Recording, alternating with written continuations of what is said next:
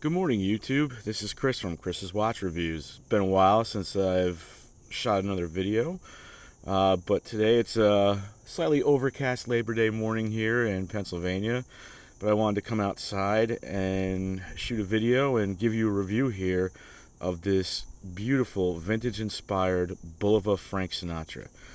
This particular reference is the Best Is Yet to Come. So the story behind this is that Frank Sinatra hosted his own TV show back in the early 50s called the Frank Sinatra Show, and Bulova Watches was the primary sponsor. Frank was known to have worn several Bulova watches throughout his life, and Bulova wanted to make a line of vintage-inspired watches using Frank's name and signature. And so they got permission from his family. They said absolutely. And so they came out with a line of watches. There's a quartz variant, there's a couple of Miyota-powered variants, and there's this one powered by a Sellita SW210 manual wind movement, which you can see right here through the back. It's even got his, it's got the signature fedora on there. It's got the fedora with his signature on the front. And this was the one I fell in love with. I love the dial. I love the layout. I love the movement that's in here. And so I picked it up. Picked this up for approximately US $900. So we'll go into the dimensions real quick. This is a 38 millimeter case size, really short lug to lug of about 40, I guess. Let's see if I can get my camera to focus here. Go ahead and move this out of the way. There we go. Lug to lug of about 40, 41. Thickness is about 9, and that includes the dome sapphire crystal here. It has a beautiful leaf-style handset, and the dial, if I can zoom in maybe just a little bit, you can see better here. It has a really nice linen-style dial, as well as the gold tone hands and indices. Very nice framed date wheel.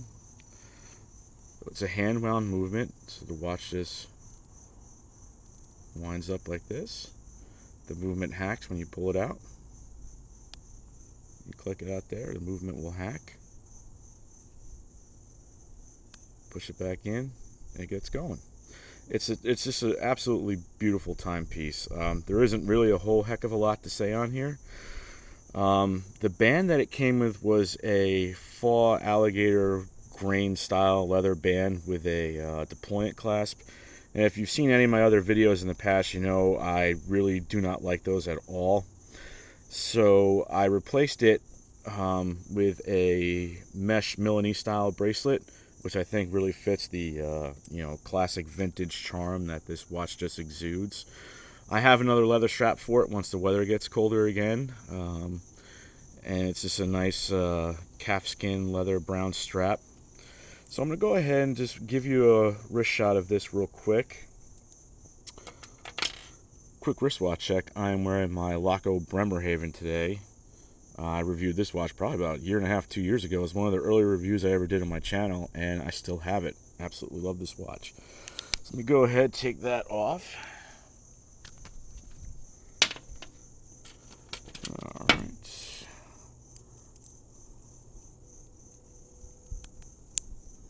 Okay.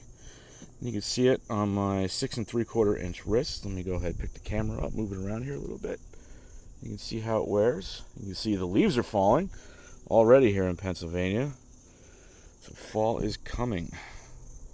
There's very thin, as you can see here. I mean, and there's also no overhang with the short lug to lug. So even if you have smaller wrists than I do, you can easily pull this watch off. Works great. As far as accuracy goes, I did set this on my time grapher.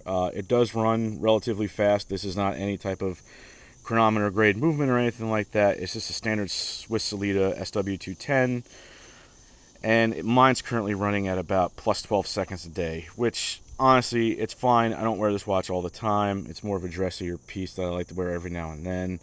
So with that type of accuracy, it's really not much of a big deal. You can see here in the reflection, there isn't a whole heck of a lot of AR coating, but there is some. It's still better than some of probably my Hamiltons, which have no AR coating on them whatsoever. So guys, I hope you enjoyed this video. Just wanted to show this off to you real quick. If you have any questions or comments, feel free to leave them down below. Please like and subscribe if you want to see more content from me. I've got a couple more watches up for review that I hope to get to within the next month or so. Some real nice ones too. So stay tuned for that. And as always, guys, thank you for tuning in on Chris's Watch Reviews.